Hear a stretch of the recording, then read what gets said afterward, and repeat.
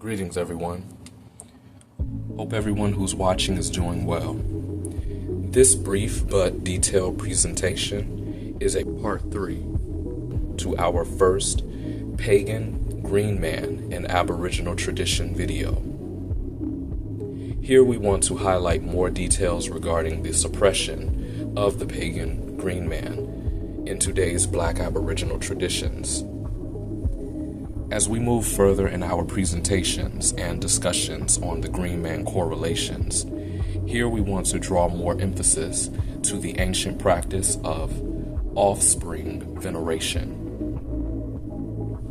We commonly hear today the associations of ancestral veneration amongst Aboriginal people. However, the question arises, why was offspring veneration suppressed over time? Further research on the said Pagan Green Man shows that he was not an ancestral figure in the proper sense of the word. In fact, he is a symbol of the proliferation of our race, which includes both our earliest ancestors as well as their descendants and the continued progeny. This is vital in understanding nature-based spirituality. One of the key basics that must be reiterated is that the concept of the Green Man ultimately overlaps with the concept of the Blue Man, such as Krishna. Thus, both concepts are ultimately symbolic representations of the Black Man. A quick side note. We want to quickly clear any misconceptions on the Green Man being the European wild man figure.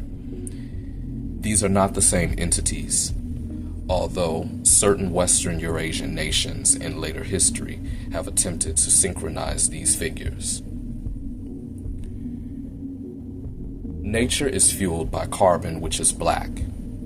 Plants sprout from black seeds. Fertile soil is black. And of course, our universe is governed by black cosmic matter, which is the material that makes up space. Again, we stress the importance of lineage in certain spiritual discussions because we want to highlight here that various global Aboriginal people worshipped Green Man figures, and these Green Man figures were viewed as the personifications of the natural proliferation of life, as well as the pristine aesthetic embodiment of original humans in our healthiest physical forms. As we've discussed in previous videos, Arasha was the Green Man in the Shi or Mayan civilization, later developing into Osar or Osiris in East Africa.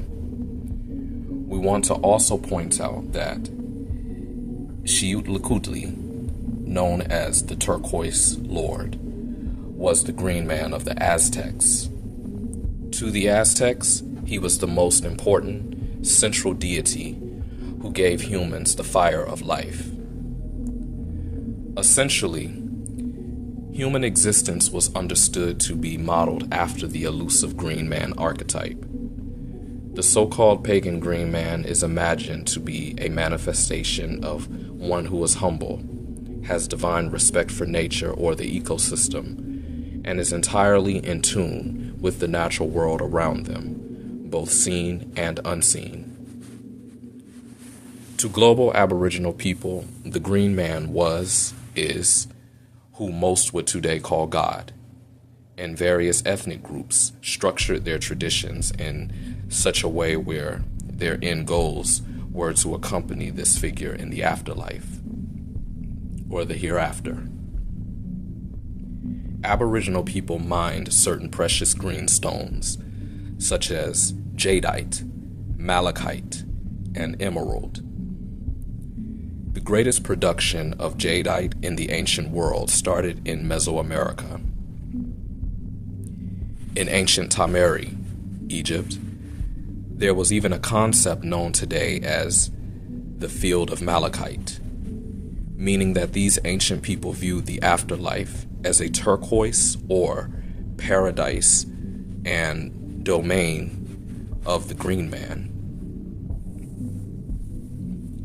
This is all Aboriginal spiritual science. Stay tuned for upcoming presentations. Olito.